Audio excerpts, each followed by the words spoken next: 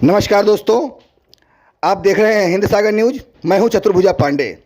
आज हम बात करेंगे शरीर में होने वाले ऑक्सीजन की कमी के बारे में। क्यों आखिर कोरोना में ऑक्सीजन लेवल घट जाता है? शरीर में ऑक्सीजन लेवल कम होना शुरू कब होता है? ऑक्सीजन कम होने से पहले क्या लक्षण और सावधानियां हैं?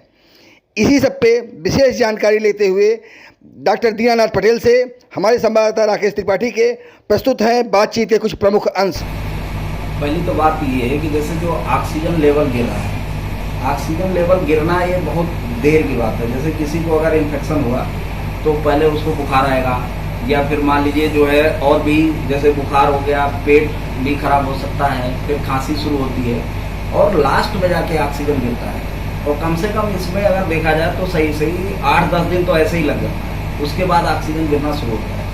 इसमें सबसे बड़ी बात यह है कि जिन लोगों को आज के ज़माने में इस समय में फीवर आ रहा, बुखार आ रहा है, तो उनको तुरंत ये बात समझ लेने की ज़रूरत है कि हो सकता है कि मुझे कोरोना हो। और अगर खांसी आ रही है या इस तरीके की कोई समस्या आ रही है तो उनको ये बात तो एकदम समझ लेना है कि मुझे कोरोना हो सकता है। उसको तुरंत जो है एकदम से सचेत हो जाने की ज़रूरत है। और इसमें करना क्या है कि आप जो है तुरंत डॉक्टर को दिखाएं।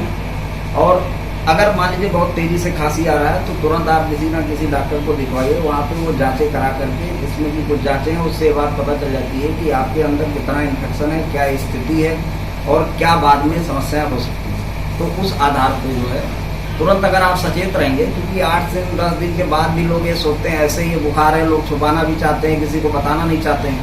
इस चक्कर में एकाएक ऑक्सीजन गिरने लगता है और फिर जो है ऑक्सीजन गिरने का मतलब आप बहुत समझिए कि बुरी स्थिति में पहुंच चुकी है। जबकि बहुत समय देता कोरोना, ऐसा नहीं है। किसी भी को अगर 8-10 दिन बाद ऑक्सीजन के गिरने या इस तरह की स्थिति है। ऑक्सीजन लेवल मेंटेन रखने के लिए क्या किया जाए?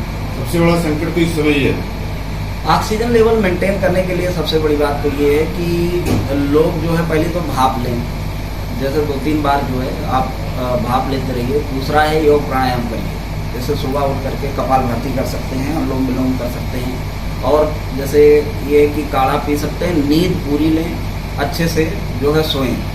और ये है कि बहुत ज़्यादा टेंशन न लें, क्योंकि टेंशन लेने से भी पूरे अंदर का जो बॉडी का एनवायरनमेंट है वो गड़बड़ हो जाता है। तो इतना ज़्यादा कोई खतरनाक बात नहीं है, क्योंकि आप ये देख रहे हैं इस समय लोग बहुत ज़्यादा एंग्सियस हैं, बहुत ज़्यादा घबराए हुए हैं। उन्हें ये लग रहा है कि लोग ऐसे ही एक्सपायर कर जा रहे हैं, लेकिन ऐसा नहीं है। जिन लोगों की हिस्ट्री और जो कुछ है, पहले शुरू में जब भी इन्फेक्शन हो जाता है तो 4-5 दिन जो है वायरस रेप्लिकेट करता है। उसके बाद शरीर में सूजन शुरू होती है और सूजन के बाद बहुत ज़्यादा सूजन होने लगती है। फिर जाके फेफड़ा प्रभावित होता है, फेफड़ा फिर डैमेज होता है, फिर और भी आर्गन डैमेज होते हैं, तब जाके कहीं कोई स्थिति होती है। तो जब भी बुखार आए तो ये चीज़ें हमको देखना है। और खुद स्वस्थ रहने के लिए एक्सरसाइज करें, खान पान एकदम शुद्ध रखें, सही से नींद लें, ये सब चीज़ें करने की जरूरत है।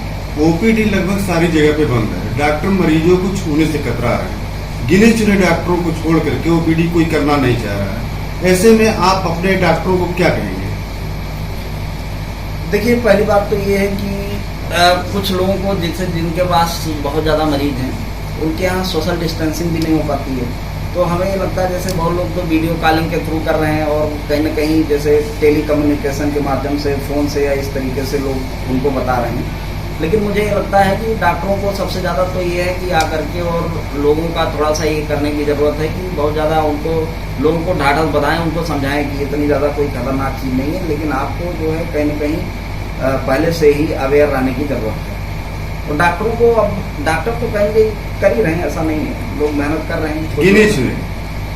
गिने चुने में खासकर जैसे देखिए ये है कि जो लोगों की उम्र बहुत ज़्यादा है वो लोग खुद भी बहुत ज़्यादा डर रहे हैं। मतलब काफ़ी लोग एक्सपायर भी कर गए हैं, ये भी हो सकता है। लेकिन मैं ये कहूँगा कि जो डॉक्टर्स हैं, जो लोग सेवा दे रहे हैं, और भी डॉक्टर धीरे धीरे आएँ और समाज के लिए कुछ ना कुछ करें, जैसे भी है व्यवस्था करें, उनको समझाएँ।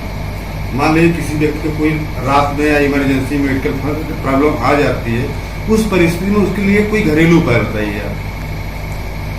एक तो ये है कि जैसे मान लीजिए ऑक्सीजन, दूसरा एक आप कर सकते हैं, अगर जैसे उनको सांस फूल रही है तो एक प्रोन लेटाने की जरूरत है। प्रोन का मतलब ये है कि पेट के बल लेटाने की जरूरत है। पेट में है कि पेट बहुत ज़्यादा दबाव नहीं देना है, सीने के नीचे जो है 2 तकिया लगा करके, और ये कर सकते हैं। और ऐसा नहीं कि ऐसे कि पता चला बहुत देर नहीं करना है, बल्कि जो है थोड़ा सा पोजीशन को चेंज करते रहना है। मतलब आधा घंटा आपने पेट के बल लटाया, फिर आधा घंटा जो है बाएं करवट लटाइए, फिर जो आधे घंटा दाएं करवट लटाइए। इस तरीके से करके भी आप ऑक्सीजन की स्थिति को थोड़ा सा बढ़ा सकते हैं। सबसे ज़्यादा जो ऑक्सीजन का स्रोत है अगर आप देखेंगे तो वो पेड़ पौधे हैं। तो पेड़ पौधों के लिए ज़रूरी है कि हर व्यक्ति कम से कम ज़्यादा से ज़्यादा पेड़ लगाने का प्रयास करे। और ऐसा लिखा भी गया है कि भाई जैसे एक वृक्ष 10 पुत्र समाना, जो हमारे वेद हैं, ग्रंथों, उन सब चीज़ों में लिखा गया है। तो आप ये बात समझ सकते हैं कि पेड़ पौधे जो होते हैं वो 10 पुत्र के समान हैं। वो एक पेड़ इतना ऑक्सीजन देता है कि आप ये मान के चलो कि एक व्यक्ति को 1 घंटे में जो लोग आज ऑक्सीजन दे रहे हैं वो 200 रुपये ले रहे हैं। 200 तो आज के आप तो कितना ले रहे हैं उसके पता नहीं है, लेकिन फिर भी नॉर्मल डेज में लोग 1 घंटा हॉस्पिटल में ऑक्सीजन का 200 लेते हैं। और आप इस तरीके से सोच सकते हो 24 घंटे का 4800 रुपया हुआ। और अगर एक पेड़ एक आदमी का ही ऑक्सीजन दे रहा है तो कम से कम वो 4800 का ऑक्सीजन दे रहा है। तो कम से कम हमारे पास कोई एक भी जो स्रोत है ऑक्सीजन का वो पौधा ही है। और हमें ये लगता है कि हर व्यक्ति की ये जिम्मेदारी है कि कम से कम एक पौधा तो वो जरूर लगाए। और खासकर अगर वो फल वाले वृक्ष लगाता है, आयुर्वेदिक पेड़ जिनके की मेडिसिनल यूज भी है, तो वो बहुत अच्छा होगा। जैसे आम हो गया, इसके बाद आंवला हो गया, बेल हो गया, गूलर हो गया, और इसके बाद जामुन हो गया। ये सब पेड़ हो गए। पीपल हो गया, बरगद हो गया। पीपल और बरगद बड़े बड़े जहाँ पे धार्मिक स्थल है, इस तरीके से जहाँ जगह ज़्यादा हो वहाँ लगाएं, क्योंकि पीपल बरगद सबसे ज़्यादा वातावरण को शुद्ध करने में अपना रोल निभाते हैं।